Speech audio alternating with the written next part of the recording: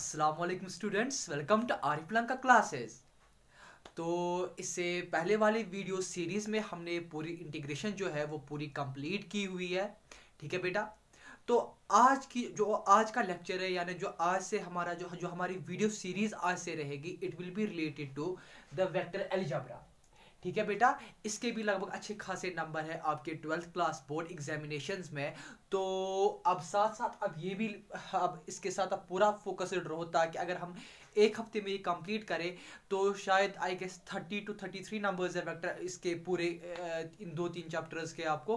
तो ये 30 नंबर्स है, ये आपकी जेब में आराम से जाए। ठीक है बेटा।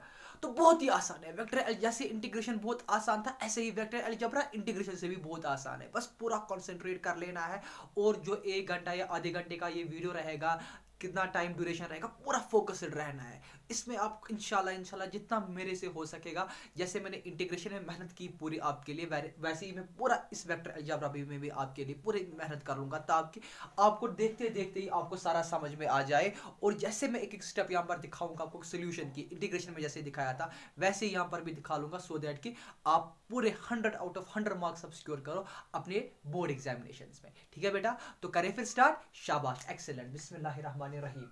तो अब हमारा सफर जो है that will be related to vector algebra. बहुत ही आसान है। सो बेटा, before going to the vector algebra, इस वेक्टर अलजेब्रा में अंदर जाने के लिए first of all let us try to understand basically इस वेक्टर का नाम, इस वेक्टर का मतलब क्या है। इस वेक्टर का मतलब क्या है। फिजिक्स में तो आपने बहुत वेक्टर्स एंड स्केलर्स पढ़े होंगे, काइनेमेटिक्स में भी हम पढ़ते हैं, वहां पर भी बहुत सारा वेक्टर्स और स्केलर्स का वहां पर कंसेप्ट आता है। बट अब आप यहाँ पर देखेंगे कि वेक्टर और स्केलर का जो मतलब है यहाँ पर क्या है। मतलब तो सेम है, but now let us deal with it here in the mathematics. Excellent बेटा, पूरा कॉन्सेंट्रेट कर लेना। आपको पहले ही पता है कि basically there are various types of the physical quantities, हमारे पास बहुत सारी है। और जो मैं यहाँ पर आप फिजिकल क्वांटिटीज दो ले रहा हूँ, they are the vectors and the scalars. तो क्वांटिटीज हमारे पास दो किस्मों की है, एक तो वेक्टर है, एक तो वेक्टर क्वांटिटी है, और तो हमारे पास स्केलर क्वांटिटी है। पूरा बेटा कॉन्सेंट्रेट कर लेना। एक तो हमारे पास वेक्टर क्वांटिटी है, और तो हमारे पास स्केलर क्वांटिटी है। सबसे पहले देखेंगे बेटा स्केलर क्वांटिटी क्या होती है। बोलते हैं अब स्केलर क्वांटिटी एक ऐसी फिजिकल क्वांटिटी होती है जिसका सिर्फ मैग्नीट्यूड हो और जिसका डायरेक्शन नहीं हो। यानी इसका मैग्नीट्यूड होता है, ये आप अब बचपन से आ रहे हो पढ़ते पढ़ते के फिजिकल क्वांटिटी, स्केलर क्वांटिटी जो होती है इसका सिर्फ मैग्नीट्यूड होता है, और जो इसका जो सिर्फ मैग्नीट्यूड होता है, इसका मैग्नीट्यूड सिर्फ होता है, और इसकी जो डायरेक्शन वो नहीं होती है, इसकी डायरेक्शन नहीं होती है। अब बताओगे सर इसका मतलब क्या है कि इसका मैग्नीट्यूड होता है और इसका डायरेक्शन नहीं होती है। स्केलर क्वांटिटी की मैग्नीट्यूड का मतलब होता है, जो हम ये इस वेक्टर में जो हम इस वेक्टर अलजेब्रा में मैग्नीट्यूड बेसिकली ज्यादा कंसीडर कर लेंगे, वो है बेसिकली लंबाई, वो है बेसिकली लंबाई। बट इस मैग्नीट्यूड का मतलब एज द वर्ड सजेस्ट, यानी कुछ मिकदार होनी चाहिए, इसमें कुछ मिकदार है इसमें। हाँ, बट वेक्टर अलजेब्रा में ज्यादातर हम लंबाई की से लेंगे इस मैग्नीट्यूड को। और रही दूसरी बात डायरेक्शन, और स्केलर क्वांटिटी की डायरेक्शन नहीं होती है। सर एग्जांपल से समझाइए ना, ताकि उससे थोड़ा और आराम से समझ में आए स्केलर क्वांटिटी क्या होती है। देखो बेटा, मैं आपको एक बात बता देता हूँ। फॉर एग्जांपल मैं आपको बताऊंगा, कोई लड़का है, सपोज इसका नाम वाहिद है। मैं आपको बताऊंगा इस वाहिद की आप लेंथ, इस लड़के की आप लेंथ ढूंढो, कि ये सॉरी इस लड़के की आप हाइट ढूंढो, इसकी जो हाइट है वो कितनी है।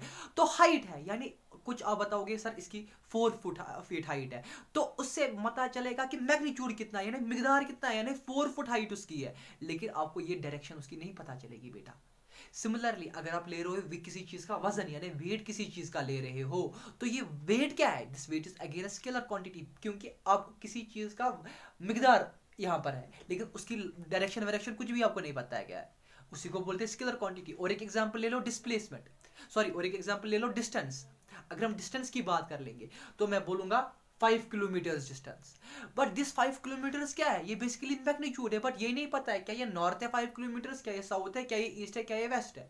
So this type of the quantities are to be called as scalar quantity. So what is a scalar quantity? A scalar quantity is that type of the quantity which possesses only the magnitude but it has no direction. Example height है, distance है, weight है, और हजारों examples ऐसे ही etcetera et cetera, ठीक है। So this was basically the concept related to scalar quantity. This was basically the concept related to scalar quantity. Now let us shift ourselves to the vector quantity. अब देखेंगे vector quantity क्या होती है. बोलते हैं बेटा जो ये वेक्टर क्वांटिटी होती है ये एक ऐसी क्वांटिटी होती है जिसका मैग्नीट्यूड भी हो और जिसका डायरेक्शन भी हो, जिसकी मैग्नीट्यूड भी हो, जिसका बेसिकली बेटा मैग्नीट्यूड भी इसका होता है और इसका डायरेक्शन भी होता है. आप बताओगे अब सर जरा अब एक एग्जाम्पल से समझाएं कि इसका मतलब क्या होता है कि इसका मैग्नीट्यूड भी होता है डायरेक्शन भी होता है. देखो बेटा सबसे अच्छी एग्जाम्पल आपके लिए और आपको बहुत अच्छी एग्जाम्पल लगेगी, ठीक है. सपोज हम लेंगे एक सबसे क्लास बैट्समैन जो अभी प्रिवेल कर रहा है इस वर्ल्ड में, सबसे क्लास बैट्समैन जो अभी है इस दौर में, दैट इज बाबर आजम, ठीक है. एक्सीलेंट. अब क्या है बाबा, अब आधे बोलेंगे नहीं सर विराट कोहली है. चलो आप अपनी चॉइस है, मैंने बाबर आजम ले लिया. मेरे हिसाब से मुझे लग रहा है कि सबसे बेस्ट बैट्समैन है अभी प्रेजेंटली. तो अब जो फॉर एग्जांपल बाबर आजम है, बाबर आजम बैटिंग कर रहा है और वहां से जसप्रीत बुमराह बॉलिंग कर रहा है, ठीक है बेटा. तो जसप्रीत बुमराह ने बॉल की, बाबर आजम ने यहाँ से शॉट लगाया, इसने छक्का लगा दिया. क्या लगा दिया? छक्का लगा दिया. देखो बेटा अब जब बाबर आजम ने छक्का लगा दिया, suppose here is Babar Azam and Babar Azam ने अब छक्का लगा दिया, ठीक है बेटा. एंड सपोज जो इसने बाबर आजम ने इसको जसप्रीत बुमराह को छक्का लगा दिया, सपोज इस 6 जो इसे छक्का लगा दिया इसकी जो डिस्टेंस है वो फॉर एग्जांपल 66 मीटर्स है, यानी 66 मीटर्स इसने दूर छक्का लगा दिया. किसने लगा दिया? बाबर आजम ने लगा दिया. अब मसला है यहां पर जो इसने ये छक्का लगा दिया, एक तो हमको ये भी पता है कि इसका मैग्नीट्यूड कितना है, यानी कितने मीटर्स लगा दी, और मैं आपको बता रहा हूं कि बाबर आजम ने ये जो छक्का लगाया ये फॉर एग्जांपल इसने लेग साइड से लगा दिया. तो जो मैं यहां पर बता रहा हूं, एक तो बाबर आजम ने 66 मीटर्स का छक्का लगा दिया और वो बाबर आजम ने लगा दिया लेग साइड में, यानी मैग्नीट्यूड भी आपको पता है और डायरेक्शन भी पता है. कहां से? लेग साइड से लगाई, ऑफ साइड से लगाई, स्ट्रेट लगाई, फ्लिक लगा ली, रिवर्स स्विप लगा ली, कहां से लगा ली. तो मैं बता रहा हूं बाबर आजम ने जो छक्का लगा दिया वो लेग साइड से लगा दिया. इसका मतलब है मुझे डायरेक्शन भी पता है कि बाबर आजम ने छक्का कहां से लगा दिया और मुझे ये भी पता है कि मैग्नीट्यूड क्या है, यानी कितने मीटर्स उसने छक्का लगा दिया. सिमिलरली और एग्जांपल शाहिद अफरीदी की ले लो. शाहिद अफरीदी जो है वो सबसे बड़े छक्के लगाता था. सपोज शाहिद अफरीदी ने स्ट्रेट को लगा दिया छक्का और उस छक्के की मीटर है 110 मीटर छक्का लगा दिया. तो मैग्नीट्यूड भी पता है और मुझे छक्का भी पता है कि उसने कहां से लगाया, स्ट्रेट से लगाया, 110 मीटर छक्का उसने लगाया शाहिद अफरीदी ने. So this was the very beautiful example related to the day to day life of the vectors. Similarly और एक एग्जांपल हम वेक्टर की ले लेंगे. सपोज फोर्स है, सपोज कोई भी फुटबॉलर है या और हम मानेंगे बॉलर, सपोज मोहम्मद आमिर है. मोहम्मद आमिर क्या कर रहा है? मोहम्मद आमिर को करनी है बॉलिंग. क्या करनी है? बॉलिंग. और जब वो अब बॉलिंग कर रहा है, उसने वो किस स्पीड से बॉलिंग कर रहा है? सपोज उसने बॉल लगाई 145 किलोमीटर पर आवर उसने बॉल लगाई, यानी मिकदार है उसका 145 किलोमीटर. और बॉलिंग कहां से कर रहा है? सपोज स्ट्रेट बॉलिंग कर रहा है, उसने सीधी बॉल उसने लगाई. तो डायरेक्शन भी पता है और आपको मिकदार भी पता है क्या है. आया समझ? सिमिलर ये है. और या फोर्स, या फुटबॉलर को लगाना है, उसको बॉल को किक करना है, उसके लिए मस्कुलर स्ट्रेंथ होनी चाहिए. और कहां से इसने लगाया वो डायरेक्शन भी बाज़ाब्ता आपको पता है. So these are the simple examples of the vectors related to your day to day life.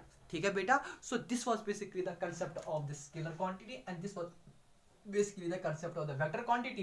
यानी वेक्टर क्वांटिटी एक ऐसी क्वांटिटी होती है जिसका मैग्नीट्यूड भी आपके पास प्रेजेंट हो और जिसका डायरेक्शन भी आपके पास हो कि कहां से वो छक्का, कहां से उसकी डायरेक्शन है, कहां से उसकी दिशा है. वेरी गुड, शाबाश. तो हो गया फिलहाल ये कांसेप्ट क्लियर. अब आगे बढ़ते हैं. शाबाश. अब हमको अपना आप कर लेना है, बेसिकली पूरा रख लेना है वेक्टर के साथ ही, है ना. शाबाश. अब देखो इस वेक्टर में दो चीजें हैं, अब पूरा कॉन्सेंट्रेट कर लेना. सपोज मैं यहां पर एक लाइन बना रहा हूं, ठीक है बेटा. इस लाइन को मैं रख लूंगा नाम ए बी. अब जो ये ए बी है मैं बता रहा हूं ये एक वेक्टर है फॉर एग्जांपल, जिसको मैं नाम रख रहा हूं ए बी वेक्टर. ऐसे ए बी पूरा कॉन्सेंट्रेट कर लेना. मेरे कहने का मुद्दा और मकसद क्या है? तो ए बी क्या है मैं बता रहा हूं, जो ए बी है ये एक वेक्टर है, और ऊपर से जो ये है ना एरो, ये वेक्टर की पहचान है, यानी इसका साइन है, यानी डायरेक्शन है, कहां से जा रहा है वेक्टर। तो A B, suppose A to B, इसमें दो चीजें होती है, एक तो होता है स्टार्टिंग पॉइंट और एंड पॉइंट, जिसको हम बोलते हैं इनिशियल पॉइंट और टर्मिनल पॉइंट। जहां से वेक्टर स्टार्ट हो रहा है उसको हम बोलते हैं इनिशियल पॉइंट। तो इस वाले पॉइंट को हम नाम देते हैं इनिशियल पॉइंट, और इस वाले पॉइंट को हम नाम देते हैं जहां पर इसका एंड पॉइंट है उसको हम बोलते हैं टर्मिनल पॉइंट। इसको हम बोलते हैं टर्मिनल पॉइंट। और याद रख लेना, सो वेक्टर का जो स्टार्टिंग पॉइंट है that is to be called initial point, और इसका जो लास्ट का एंड पॉइंट है that is to be called terminal point. अब देखो बेटा, मैंने पहले ही बोला वेक्टर की डायरेक्शन भी है, मैग्नीट्यूड भी है। मैग्नीट्यूड का मतलब क्या है, यहाँ से स्टार्टिंग में ही मैंने बोला वेक्टर में हम ज्यादातर मैग्नीट्यूड लेंगे लंबाई। मैग्नीट्यूड का मतलब है यहाँ पर, यहाँ से लेकर यहाँ तक इसकी लंबाई कितनी है, that is to be called magnitude. For example इसका सपोज यहाँ से लेकर यहाँ तक है 5 सेंटीमीटर,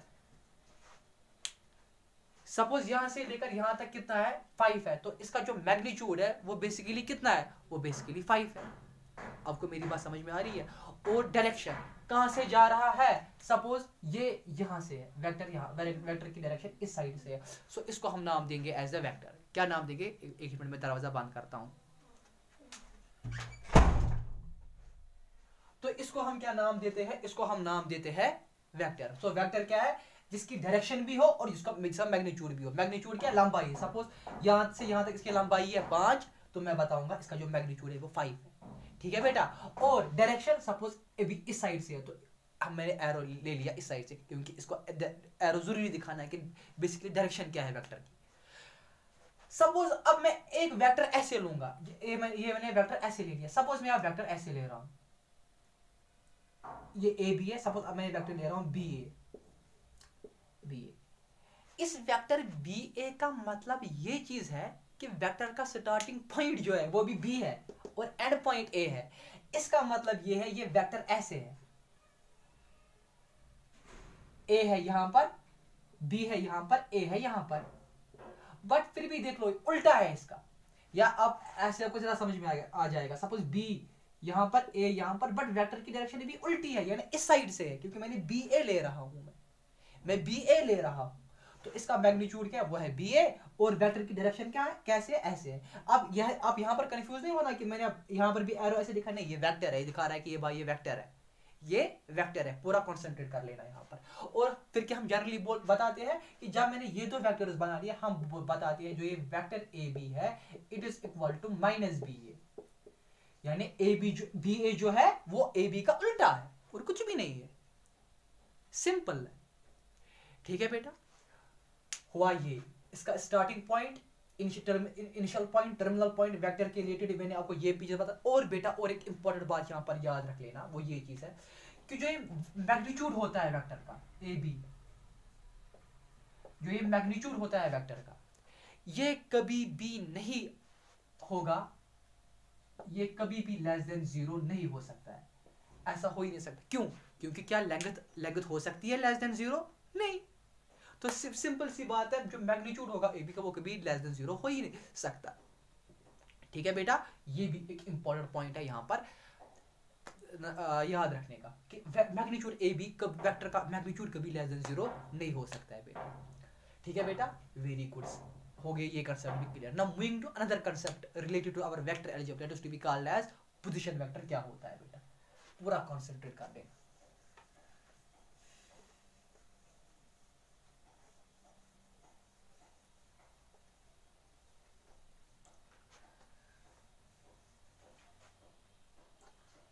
देखो बेटा, पूरा कंसंट्रेट कर लेना पोजीशन वेक्टर।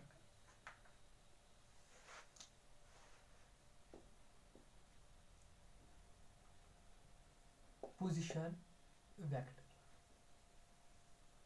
देखो बेटा पोजीशन वेक्टर क्या होता है, पूरा कंसंट्रेट कर, बहुत ही आसान कॉन्सेप्ट है। सपोज मैं कोई भी ले रहा हूं यहां पर 3D, मैं 3D सिस्टम ले रहा हूं, या 3D मैं कोऑर्डिनेट सिस्टम ले रहा हूं यहां पर 3 डायमेंशनल। सपोज पूरा कंसंट्रेट कर लेना।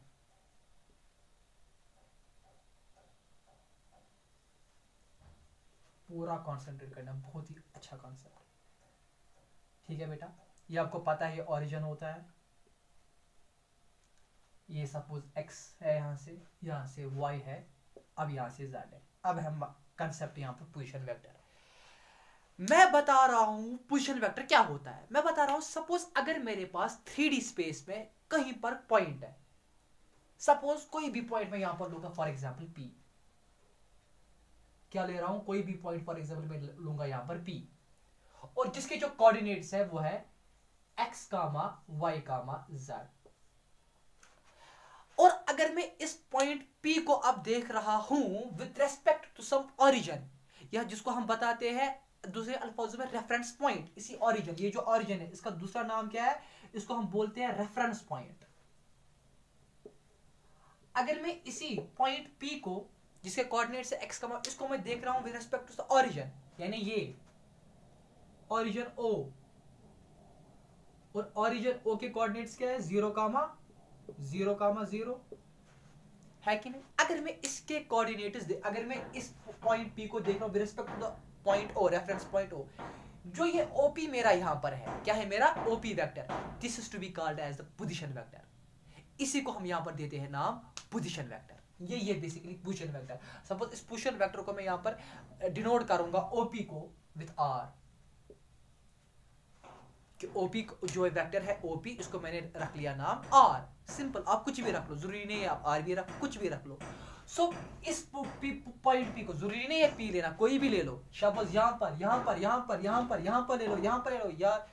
ये इसलिए ये यहाँ पर मैंने पॉइंट रख लिया क्योंकि आपकी बुक पर ये एग्जाम्पल है, मैंने सोचा आपको सीधे दिमाग में घुस जाएगी एग्जाम्पल।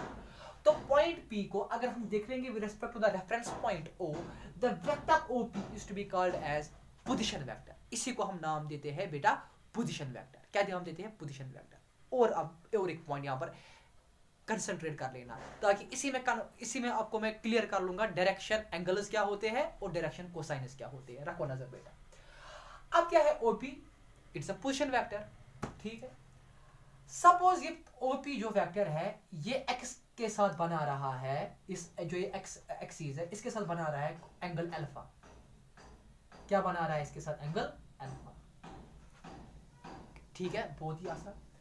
और ये OP सपोज इस y एक्सिस के साथ बना रहा है एंगल बीटा। क्या बना रहा है, एंगल बीटा। और सपोज हम मान लेंगे कि जो ये OP, ये पोजीशन वेक्टर जो है ये z एक्सिस के साथ बना रहा है एंगल गामा। क्या बना रहा है, angle gamma, angle gamma.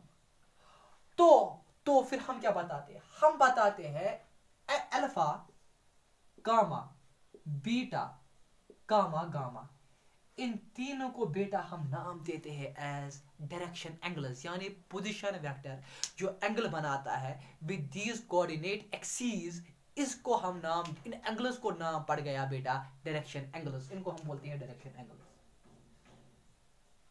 Direction angle.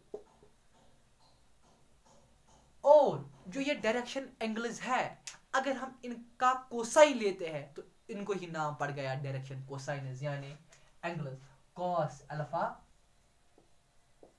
Cos beta, cos gamma, इनको नाम पड़ गया डायरेक्शन कोसाइनस। इनको बीटा नाम पड़ गया डायरेक्शन कोसाइनस। कितना आसान है, कितना आसान में आपके लिए यहां पर चीजें बना रहा हूं। ठीक है बेटा, अब देखो पूरा कंसंट्रेट कर ले। अब क्या हम कर लेंगे, अब मैं चाहता हूं यहां पर ये ढूंढना कि कॉस अल्फा किसके बराबर है, कॉस बीटा किसके बराबर है, कॉस गामा किसके बराबर है। और एक इंपॉर्टेंट बात वो ये है कि कॉस अल्फा जो है इसको हम रिप्रेजेंट करते हैं एल से भी, किससे, एल से भी कर सकते हैं रिप्रेजेंट। सपोज हाँ, कॉस बीटा को ऐसे ही एम से कर सकते हैं रिप्रेजेंट, और कॉस गामा को हम एन से भी कर सकते हैं रिप्रेजेंट। ठीक है बेटा, एक्सीलेंट, कितना आसान है, यहां तक पूरा कंसंट्रेट कर लेना। और हमारे पास एक फॉर्मूला बोलो या इक्वेशन है, वो ये है कि L square plus M square plus N square जो है वो 1 के बराबर होता है। इसका प्रूफ भी हम कर लेंगे कैसे ये 1 के बराबर है, और इस cos alpha, cos beta, cos gamma भी, ये भी कैलकुलेट करेंगे। ये सारी चीजें किसके किसके बराबर है। तो अब हम इसका प्रूफ करने जा रहे हैं कि L square plus M square plus N square कैसे वन के बराबर है, पूरा कॉन्सेंट्रेट करना। बट याद रख लेना, एल हमने ले लिया है कॉस अल्फा, एम ले लिया है कॉस बीटा, एन ले लिया है कॉस गामा, पूरा कॉन्सेंट्रेट करना। प्रूफ भी मैं आपको यहाँ पर दिखा दूंगा, वो आपको किताब पर नहीं मिलेगा बट मैं आपको यहाँ पर दिखा दूंगा प्रूफ भी। देखो बेटा,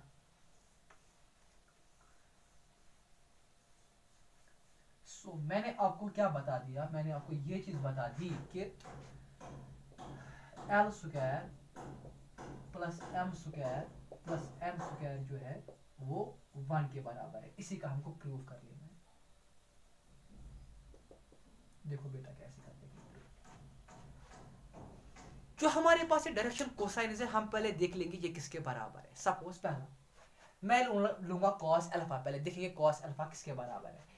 वो ओ ढूंढने के लिए suppose let us draw a perpendicular from P to our X axis, और इसको हम नाम रख लेंगे एम। क्या रख लेंगे नाम? एम। देखो बेटा, कॉस अल्फा, पहले हमें कॉस अल्फा निकालूंगा।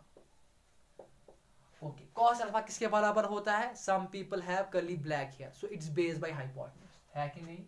Base by hypotenuse, so this is equal to base, ये मुझे कॉस अल्फा देख लेना है, तो ये वाला राइट एंगल ट्रायंगल है, ठीक है। बेस क्या है इसमें? बेस तो इसमें है, हाँ, तो क्या ये देखो x है इसमें, बेस है कि नहीं? क्योंकि p का तीन कोऑर्डिनेट्स है x y z, तो ये x है यहां से, तो मैं इसलिए बेस दूंगा यहां पर x divide by hypotenuse. Hypotenuse क्या है? That is OP। OP hypotenuse है कि नहीं है? Excellent. So this is equal to x divide by, जो मैं राइट से लिख रहा हूं ना, आप कॉपी पर इस एक स्टेप के नीचे लिख लेना। हाँ, मैं जगह के लिए कर रहा हूं ऐसे ऐसा। अच्छा, अब है ओपी। ओपी हमने क्या माना है? वेक्टर आर, है बेटा कि नहीं? तो जो ये अब आर वेक्टर है, ये किसके बराबर? ये बेसिकली इसका मैग्नीट्यूड है बेटा? मैग्नीट्यूड कि नहीं? So this is equal to X divide by magnitude of R, है ना? इसका मैग्नीट्यूड है, जैसे मैंने पहले बोला वेक्टर की क्या मैग्नीट्यूड डायरेक्शन होती है, तो जो वेक्टर आर है मैग्नीट्यूड है, बेसिकली वेक्टर आर मैग्नीट्यूड, और वो किसके बराबर है? वो अल्टीमेटली आर ही है। So this is equal to X upon R. तो यहां से मुझे ये चीज निकला कि कॉस अल्फा जो है वो बराबर है एक्स अपॉन आर। वो भी मैंने आपको दिखा दिया कि कहां से आ गया X upon R. Excellent. Suppose ऐसे ही निकालते हैं हम कॉस बीटा। कॉस बीटा के लिए मुझे यहां से डालना है परपेंडिकुलर इस एक्सिस पर,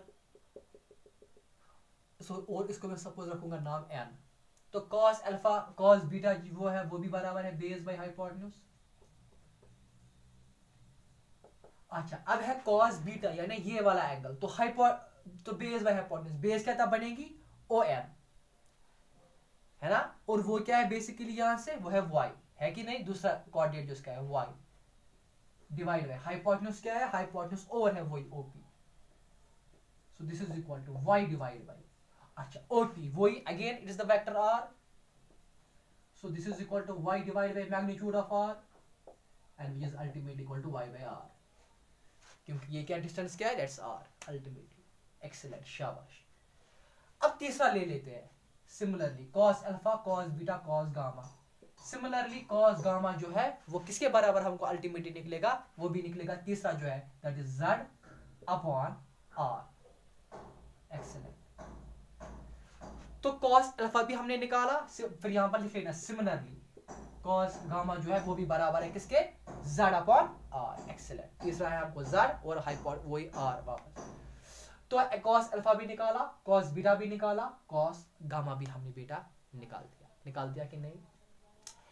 तो कॉस अल्फा जो हमने निकाला वो है कॉस अल्फा जो हमने निकाला उसको मैंने पहले ही बोला था आपको, कॉस अल्फा है l, उसको हम l से भी रिप्रेजेंट कर सकते हैं। तो cos alpha which is equal to l किसके बराबर है? x upon r। Cos beta उसको मैंने पहले ही बताया, उसको m भी नाम रख सकते हैं। सो m किसके बराबर निकला? y upon r। और कॉस गामा मैंने पहले ही बताया, उसको हम n भी रख सकते हैं नाम, तो that is equal to z upon r। तो फॉर्मूला जो हमको पहले या इक्वेशन है वो that is L square plus M square plus N square is equal to 1। पूरा कॉन्सेंट्रेट कर लेना बेटा। चलो इन तीनों का स्क्वायर कर लेते हैं। तो चलो अब हमको यहाँ से और कुछ भी जरूरत नहीं है, अब हमको वहीं से आगे बढ़ना है। शाबाश।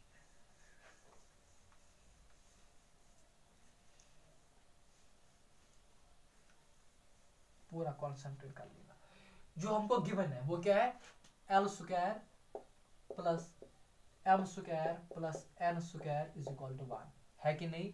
अब देखो बेटा, एल जो हमारे पास है वो एक्स अपॉन आर है, उसी का स्क्वायर प्लस एम हमारे पास है वो है वाई अपॉन आर, उसी का स्क्वायर प्लस एन जो हमारे पास है that is Z upon R, उसी का स्क्वायर। ये हमको दिखाना है कि ये किसके बराबर है, 1 के बराबर है। देख लेते हैं। So this is equal to X square, अलग अलग स्क्वायर देते हैं, upon R square plus Y square upon R square plus Z square upon R square. So this is equal to, इसका एलसीएम लेंगे सो आर स्क्वायर ही आएगा। So ऊपर आएगा X square plus Y square plus Z square. लेकिन बेटा आपने 11th class में ही एक फॉर्मूला पढ़ी है that is to be called as distance formula. Distance formula से आपको ये चीज पता है कि जो हमारा एक पोजीशन वेक्टर है, यानी जो ये आर है, ये किसके बराबर होता है, ये आर किसके बराबर होता है। और वहां से आपने डिस्टेंस फार्मूला से पढ़ी हुई है कि आर होता है बराबर root of X square plus Y square plus Z square. और यही हम अप्लाई कर लेंगे यहाँ पर। सो ये बनेगा X square plus Y square plus Z square whole divide by R का वैल्यू क्या है, that is root of X square plus Y square plus Z square. और उसी का क्या कर लेना है, उसी का स्क्वायर है कि नहीं, स्क्वायर वहीं से। So this square and root goes, वहां पर क्या बचेगा, ये आपका फॉर्मूला लिखी होगी आपने। हाँ, ये मैं रेज करता हूं।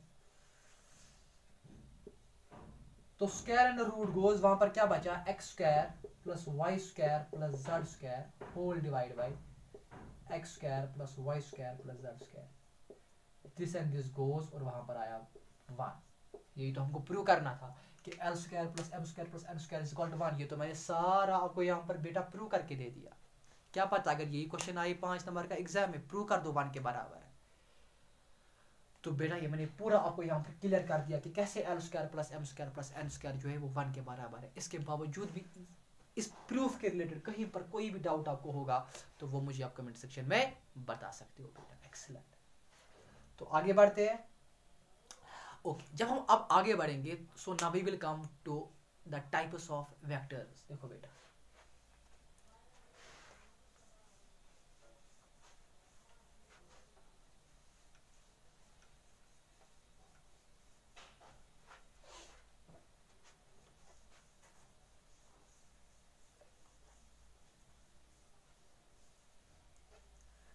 now moving to types of vectors.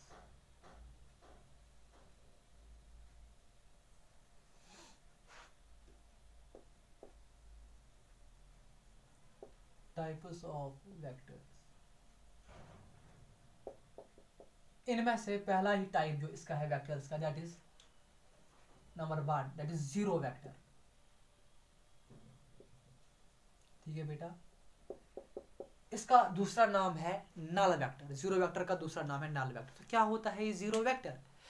Zero vector एक ऐसा वेक्टर होता है जिसका इनिशियल पॉइंट कोइंसाइड कर ले इसके टर्मिनल पॉइंट के साथ। यानी अगर ये वेक्टर है, फॉर एग्जांपल ये है वेक्टर, इनिशियल पॉइंट कोइंसाइड कर रहा है किसके साथ, टर्मिनल पॉइंट के साथ। इसलिए हम बोलते हैं जो ये वेक्टर होता है जीरो वेक्टर, इसका मैग्नीट्यूड होता है 0। क्या होता है इसका मैग्नीट्यूड? इसका मैग्नीट्यूड 0। और जब इनिशियल पॉइंट कर लेगा coincide with the terminal point, तो वेक्टर का नाम क्या पड़ेगा? अगर ये पॉइंट ए है तो ए, अगर ये पॉइंट बी है तो बी। समझ आ रहा है बेटा कि नहीं? So this was the concept related to zero vector. एक ऐसा वेक्टर जिसका इनिशियल पॉइंट और टर्मिनल पॉइंट कोइंसाइड कर ले। इस वेक्टर को, ये वेक्टर का magnitude that is 0, simply zero vector होता है। और अगर पॉइंट ए है तो नाम पड़ेगा वेक्टर का ए, है ना, क्योंकि इनिशियल और फाइनल सेम है। बी, अगर पॉइंट बी होगा इसका नाम। So this was the concept related to zero vector. आगे बढ़ेंगे। आएगा हमारे पास दूसरा कॉन्सेप्ट, दूसरा vector that is unit vector.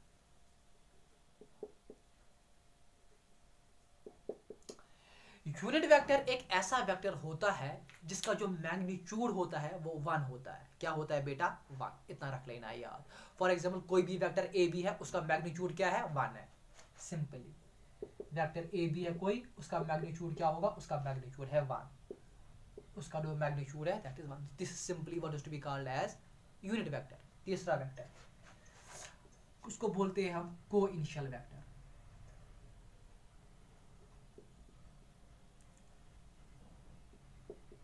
Coinitial vector एक ऐसे वेक्टर्स होते हैं जिनका जो इनिशियल पॉइंट होता है वो सेम होता है। एक ऐसे वेक्टर्स यानी 2 या 2 से ज्यादा वेक्टर जिनका जो इनिशियल पॉइंट है वो सेम है। यानी सपोज ये इनिशियल पॉइंट है, यहां से बहुत सारे वेक्टर्स निकल रहे हैं। ये है ओ, ये है ए, ये है बी, ये है सी। इनको बोलेंगे हम को इनिशियल वेक्टर्स, क्योंकि स्टार्टिंग पॉइंट सेम है, टर्मिनल पॉइंट डिफरेंट भी हो सकते हैं। So this type of vectors are to be called as coinitial vectors. चौथा, कोलिनियर वेक्टर। कोलिनियर वेक्टर बेटा ये एक ऐसे वेक्टर्स होते हैं जो पैरेलल होते हैं with respect to some line. यानी कोई वेक्टर होगा उसके रेस्पेक्ट में पैरेलल होंगे, इररिस्पेक्टिव ऑफ दियर। जरूरी नहीं है यहाँ पर मैग्नीट्यूड और डायरेक्शन को कंसीडर कर लेना, but they should be parallel. For example ये है वेक्टर ए बी यहां से, और ये इसके पैरेलल है, और ये दूसरा वेक्टर है। सो ए बी इसके पैरेलल होना चाहिए, इसके पैरेलल होना चाहिए। So that vector is to be called as a collinear vector. Suppose इसको मैं BC रखूंगा नाम, AB, इसको मैं CD रखूंगा नाम। इसी वेक्टर को हम नाम देते हैं एज कोलिनियर वेक्टर। एक ऐसा वेक्टर जो पैरेलल होंगे आपस में irrespective of their magnitude and direction. जरूरी नहीं है कि मैग्नीट्यूड सेम होना चाहिए, डायरेक्शन सेम होनी चाहिए, irrespective of their magnitude, but parallel. They should be parallel, they should be parallel. Excellent. हो गया कोलिनियर का भी कॉन्सेप्ट खत्म। और है एक vector called as equal vector. मैं यहां पर दिखाऊंगा इक्वल वेक्टर। इक्वल वेक्टर बेटा, इक्वल वेक्टर्स एक ऐसे वेक्टर्स होते हैं जिनकी डायरेक्शन और मैग्नीट्यूड जरूरी है सेम हो, but irrespective of their initial point. Initial point अगर कोई भी हो उससे कुछ भी नहीं है। सपोज इनिशियल पॉइंट यहां पर ऐसे है, ये है ए बी वेक्टर। सपोज इसका मैग्नीट्यूड है 4, इसका मैग्नीट्यूड है 4। दूसरा अगर मैं यहां से स्टार्ट कर लूंगा, दूसरा vector B C, initial point दोनों के अलग अलग है, बट मैग्नीट्यूड और डायरेक्शन दोनों की सेम होनी चाहिए। 4 और मैग्नीट्यूड डायरेक्शन भी वहीं से ही, और नो डाउट कि इनिशियल पॉइंट कहां पर लाई करे उसके साथ मुझे गारज नहीं है, बट डायरेक्शन और मैग्नीट्यूड वो सेम होना चाहिए बेटा। ठीक है, so this is equal vector. और लास्ट का vector that is negative vector, वो मैंने लेक्चर के पहले ही बता दिया आपको। मैं यहां पर दिखाऊंगा negative vector, negative of vector, negative of vector. Suppose vector A B है, सपोज कोई वेक्टर ए बी है ऐसे, है कि नहीं? ये वेक्टर ए बी है, और नेगेटिव उल्टा इसका दैट इज बी ए, वो आएगा ऐसे बी ए, उल्टी इसकी डायरेक्शन। और जिसमें आपको मैंने बता दिया कि जो ये ए बी होता है it is equal to minus B A. आया बेटा समझ के नहीं? एक्सीलेंट, शाबाश। सो नेगेटिव मतलब सिंपली उल्टा। एक्सीलेंट, शाबाश। तो हुए हमको यहाँ पर टाइप्स ऑफ वेक्टर्स का भी जो कॉन्सेप्ट है वो भी हमको सारा यहाँ पर क्लियर हो गया। तो अब हम इस पोजीशन में है कि we can move to our exercise. ठीक है, तो उठाने जाएंगे हम एक्सरसाइज नंबर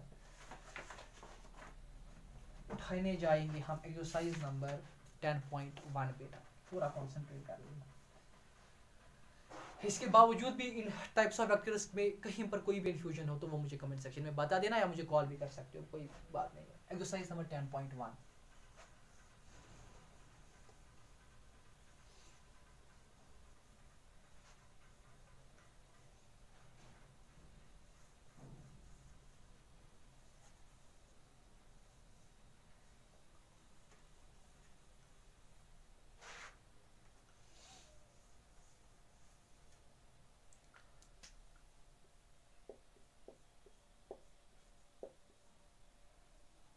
एक्सरसाइज नंबर 10.1 का जो पहला क्वेश्चन है दैट इज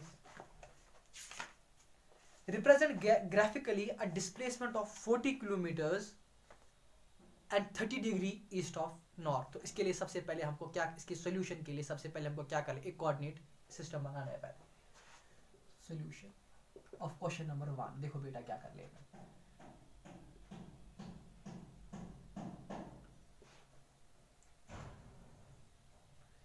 यहां से होता है बेटा ईस्ट, यहां से होता है वेस्ट, यहां से होता है नॉर्थ और ये होता है साउथ। अब देखो बेटा क्वेश्चन क्या है, represent graphically a displacement of, displacement क्या है, vector quantity of 40 kilometre, magnitude भी देकर है and 30 degree east of south. तो इसका मतलब ये चीज है 30 डिग्री ईस्ट ऑफ नॉर्थ। तो सपोज ये ओ ले लो आप, सपोज ये ओ ले लो आप, और ओ सपोज कुछ भी नाम रख लो, पी के रख लो नाम, suppose okay okay. Represent graphic displacement of 40 kilometre. तो मैग्नीट्यूड यहां से यहां तक कितना है, 40 किलोमीटर है बेटा कि नहीं, 40 kilometre and 30 degree east of north, east of north यानी ईस्ट है यहां से, ऑफ नॉर्थ ये आ गया 30 डिग्री। तो ये बेटा मैंने दिखा दिया आपको 30 डिग्री ईस्ट ऑफ नॉर्थ, और जिसका मैग्नीट्यूड है वो 40 किलोमीटर है। तो सिंपली बता देना, ग्राफिकली हमको सिर्फ रिप्रेजेंट करना है, तो ये हो गया ग्राफिकली। इस पर एरो दिखा देना क्योंकि 40 ये वेक्टर है, वेक्टर क्वांटिटी, और 30 डिग्री है ईस्ट ऑफ नॉर्थ, वो भी मैंने आपको यहाँ पर दिखा दिया बेटा। ठीक है, हो गया क्वेश्चन नंबर 1 कंप्लीट। और बाकी क्वेश्चन जो है वो मैं ऑरली बताऊंगा। देखो बेटा क्वेश्चन क्या है इसके बाद, अब बता रहा है इसके बाद ये दूसरा question, classify the following measures as the scalars and the vectors. 10 kg weight, it is a scalar quantity, खत्म। 2 meters नॉर्थ ईस्ट, ऐसा ही क्वेश्चन है, what is that, it is a vector quantity. 40 degree, सिर्फ degree बता रहा है, यानी अगर इस क्वेश्चन में भी डिग्री होता सिर्फ तो ये स्केलर क्वांटिटी थी लेकिन इसने बताया था मैग्नीट्यूड भी कितना है, 40 किलोमीटर, तो ये वेक्टर है। सिमिलरली 40 डिग्री, सिर्फ 40 डिग्री है, ये हम इतना ही बता रहा है कि कितना है यहाँ पर 40 डिग्री, तो वो स्केलर क्वांटिटी है। अच्छा 40 वाट, व्हाट इज द वाट, यानी करंट किस, अच्छा करंट कितनी है, तो 40 वाट है करंट, ठीक है, सॉरी वोल्टेज, ठीक है 40 वाट। वो नो ये करंट ही बट हायर वैल्यू है वाट इसका, तो 40 वाट, बट ये इतना ही बता रहा है करंट कितनी है, यानी इट इज अ 40, तो ये इट इज स्केलर, यानी मैग्नीट्यूड से हमको डायरेक्शन इसकी पता नहीं है। ओके फिर क्या है, अच्छा 10⁻⁻19 कोलम, वो आपको पता है चार्ज का ऐसा यूनिट, चार्ज जो है उसका चार्ज जो इलेक्ट्रॉन का चार्ज होता है it is 1.6 into 10⁻⁻19 coulomb. What is coulomb, ये हमको कोलम इसका ऐसा यूनिट है चार्ज का। लेकिन बेटा ये कितना, ये सिर्फ बता 10⁻⁻19 यानी सिर्फ वो मैग्नीट्यूड है, तो it is a scalar quantity.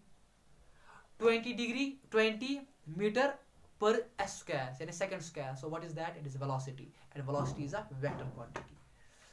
Okay तीसरा क्वेश्चन भी यही है, time period, it is simply the magnitude वो दिखाता है, यानी वो सिंपली क्या है, वो सिंपली स्केलर क्वांटिटी है। डिस्टेंस क्या है, distance again scalar quantity. For example 5 kilometre कहीं जा रहा हूं मैं, लेकिन नहीं पता है नॉर्थ है, ईस्ट है, वेस्ट है, साउथ है। फोर्स तो पता ही है, इट्स अ वेक्टर क्वांटिटी, जिसमें मैग्नीट्यूड भी है और जिसमें डायरेक्शन भी है। Velocity again a vector quantity. Work done, कितना काम कर रहा हूं, यानी magnitude, not a vector quantity, it is a scalar quantity. In figure 10 points identify the following vectors, coinitial vectors, starting point same, यानी vector A और vector D.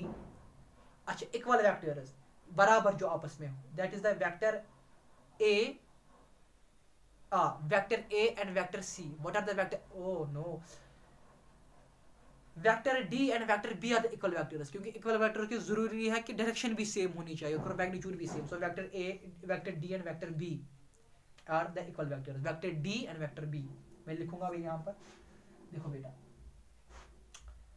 को initial जो पहला है उसका आंसर है को इनिशियल A और D, vector A comma vector D, क्योंकि सेम पॉइंट से ओरिजिनेट हो रहे हैं।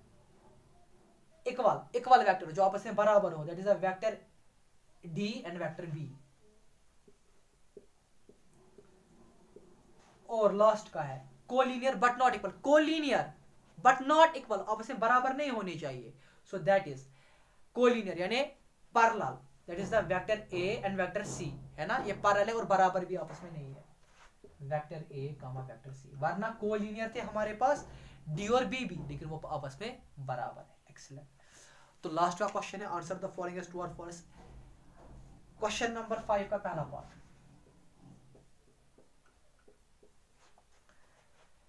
ए vector and minus A are collinear. Suppose this is the vector A and this is the minus A, ये कोलिनियर है। हाँ, ए और माइनस ए तो आपस से कोलिनियर हो सकते हैं क्योंकि एक तो पैरेलल है आपस में, और कोलिनियर उसके लिए जरूरी नहीं है डायरेक्शन सेम होनी चाहिए। यस, इट्स पहला जो है वो ट्रू है। Two collinear vectors are always equal in magnitude, कभी भी नहीं ऐसा हो सकते। कहाँ कोलिनियर वेक्टर्स के इक्वल जरूरी है कि वो हमेशा मैग्नीट्यूड में इक्वल हो, तो ये फॉल्स है। Two vectors having same magnitude और कोलिनियर, है पॉसिबल ऐसा कि टू वेक्टर्स, दो वेक्टर है और उनका मैग्नीट्यूड भी क्या है सेम, और वो कोलिनियर होंगे ना। सपोज ये वेक्टर कोलिनियर है आपस में, है ना, बट जरूरी है इनका मैग्नीट्यूड सेम होना चाहिए, नहीं, फॉल्स है। Two collinear vectors having the same magnitude और इक्वल, दो कोलिनियर वेक्टर्स उनका जो मैग्नीट्यूड है वो सेम है और इक्वल। Two collinear vectors having the same magnitude, दो कोलिनियर वेक्टर्स है उनका मैग्नीट्यूड सेम है, और क्या वो जरूरी हो सकता है कि वो इक्वल हो, नहीं। देखो एक वेक्टर ऐसे होगा, दूसरा वेक्टर ऐसे होगा, ये भी 4 मैग्नीट्यूड सेम है। Two collinear vectors having the same magnitude, two collinear vectors यानी पहले तो ये पैरेलल होने चाहिए। देखो हैविंग द सेम मैग्नीट्यूड, अच्छा हाँ देखो, two collinear vectors having the same magnitude, ये है collinear vectors having the same magnitude. Suppose ये भी है 4, ये भी है 4 और इक्वल, क्या ये इक्वल है, नहीं। इक्वल के लिए क्या कंडीशन जरूरी है कि वो आपस में, उनकी डायरेक्शन भी आपस में सेम होनी चाहिए। हो गया बेटा clear. So this completes our exercise number 10.1 बेटा।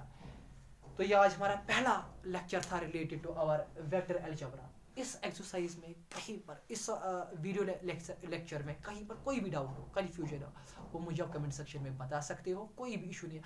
कहीं पर कोई भी डाउट हो कॉल भी कर लेना या मैसेज कर लेना, कोई भी इशू नहीं है। तो मैं यहाँ पर हूँ आपकी हेल्प करने के लिए बेटा, ठीक है। तो इंशाल्लाह मिलते हैं दूसरे वीडियो लेक्चर में, ठीक है। तो thanks a lot for watching this lecture. अस्सलाम वालेकुम।